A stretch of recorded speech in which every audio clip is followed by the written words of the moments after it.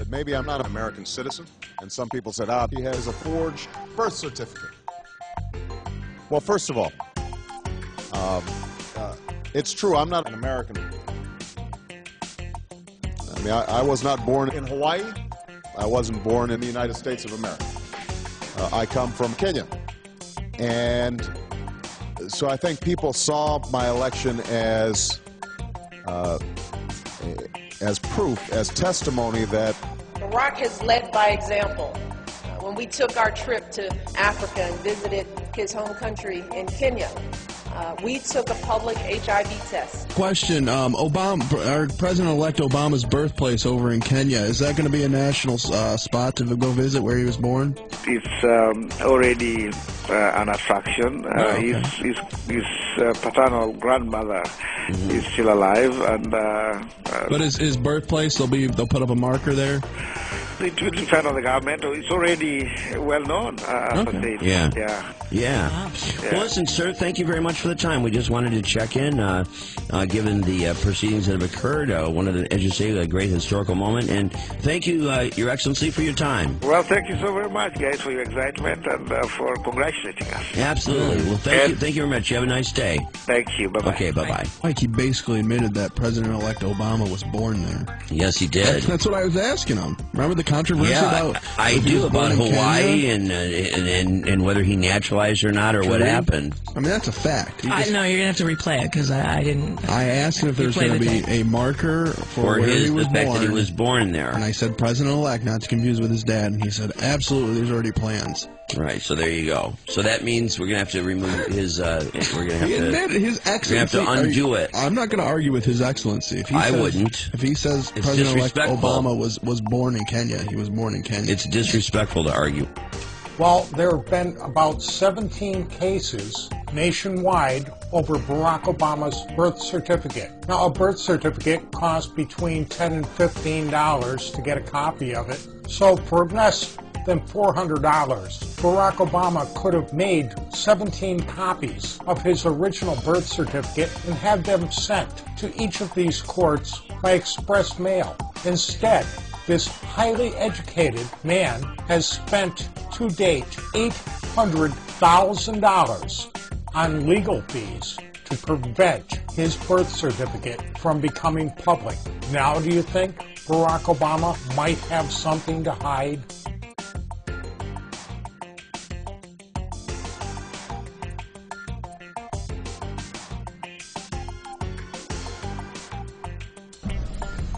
Assalamu alaikum. Many other Americans have Muslims in their families or have lived in a Muslim-majority country. I know because I am one of them. But my father came from a Kenyan family that includes generations of Muslims. As a boy, I spent several years in Indonesia. I have known Islam on 3 continents before coming to the region where it was first revealed. That experience guides my conviction. You are absolutely right that John McCain has not talked about my Muslim faith. As the Holy Quran tells us, the Holy Quran teaches that, the Holy Quran tells us, and the Holy Quran also says, this time can be different because this campaign for the presidency of the United States of America is different. So different, in fact, that the candidate's close family members are not watching in New England or in Texas, but from here in the west of Kenya. Yes, we can. Saeed Obama is the presidential hopeful's uncle. He's been watching his famous nephew's progress from the town of Kisumu. I am doing this case for one purpose, to make sure that our United States Constitution, the most important document in our country, is followed, whereas Barack Obama is trying to destroy it. The United States Constitution provides a provision for a candidate running for president that the person must be 35 years of age, live in this country for 14 years, and also be a natural-born citizen. Barack Obama is not a natural-born citizen and therefore not qualified to be a candidate or to be elected President of the United States. His paternal grandmother, who still lives in Kenya, is going around telling everyone that my grandson is going to become President of the United States, and she's so proud because she was in the delivery room in Kenya with Barack Obama's brother and sister, I guess half-brother and half-sister, when he was born in 1961. His half-sister, Maya, was interviewed, and she stated that he was born at one hospital in Hawaii. When Obama was interviewed, he said he was born in the other hospital in Hawaii. You know, when I represent criminals at times. You know, when you tell the truth, everything's the same.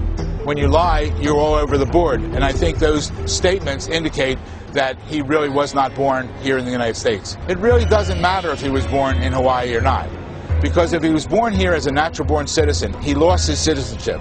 How can you lose your United States citizenship? Well, what happened is Obama's mother divorced the father. After that, she remarried. She remarried Lolo Soturo from Indonesia. They got married here in the United States. Significant at that time was Indonesia was at war. The only people who could go to school in Indonesia were people that were citizens of Indonesia. So therefore, his stepfather had to do one of two things to get him in school. He either had to adopt him or he had to acknowledge him. If he did either one, that's how he went to school.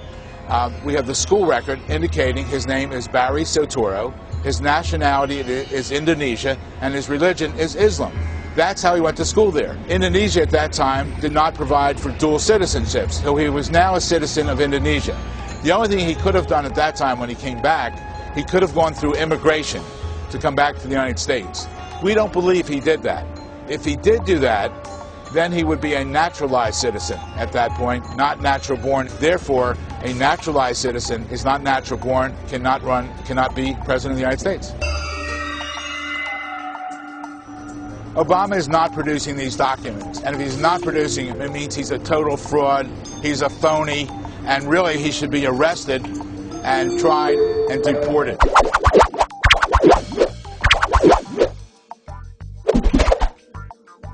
Barack Obama's citizenship problems as they pertain to his constitutional eligibility to be President of the United States. And unless you've taken the time to really research the facts, you probably don't actually know what all the commotion is even about. Or if you have relied on what our highly dishonest mainstream media and those in Mr. Obama's camp have been telling you, then you really have not heard the truth. The agents of misinformation want you to believe that this is an absurd battle being waged by conspiracy theorists. However, the issue is real, and the matter is serious. And simply trying to shoot the messenger will not make the message disappear. And why should it? This is our country we're talking about. The real hate mongers want you to believe this is about his race. We want to dispel the rumors you may have been hearing, and we want to set the record straight. The United States Constitution, which all members of the House and Senate have solemnly sworn to support and defend, states no person except a natural-born citizen or a citizen of the United States at the time of the adoption of this Constitution shall be eligible to the office of President. What is clear and indisputable is that a natural-born citizen is a citizen by no act of law such as naturalization. After the U.S. Constitution was written, further clarifications were made. All persons born in the United States and not subject to any foreign power are declared to be citizens of the United States. 2 months after the statute was enacted on June 16, 1866, the 14th Amendment was proposed and declared ratified on July 28, 1868. The first clause of the first section reads, "All persons born or naturalized in the United States and subject to the jurisdiction thereof are citizens of the United States and of the state wherein they reside." In 1866, Representative Bingham of Ohio stated, "Every human being born within the jurisdiction of the United States of parents not owing allegiance to any foreign sovereignty is, in the language of our Constitution itself, a natural-born citizen." Our Constitution and subsequent relevant case law establishes two distinct types of citizens: U.S. citizen or native-born citizen and natural-born citizen. As you will see, not everyone who is a U.S. citizen is also a natural-born citizen. A U.S. citizen is one who was born to at least one parent who was a U.S. citizen, or one who was born in the U.S. mainland, or one who became naturalized sometime after being born. The framers of the Constitution instituted a specific set of requirements to hold the highest office of the land: a natural-born citizen. A natural-born citizen is one who is not only born in the U.S. mainland, but who is also born of parents who are both U.S. citizens. A natural-born citizen is one who is born to American citizens, not citizen, citizens.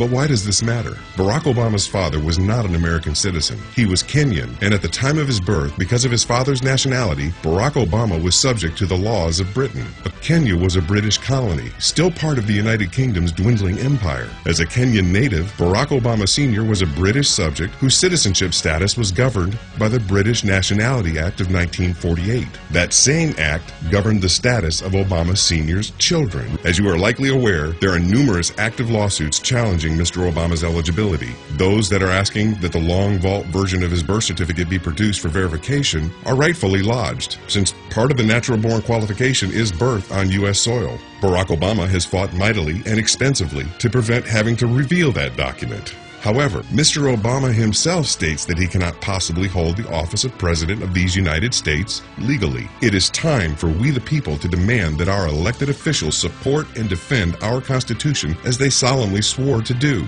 We the people will not allow our beloved Constitution to be hijacked and desecrated.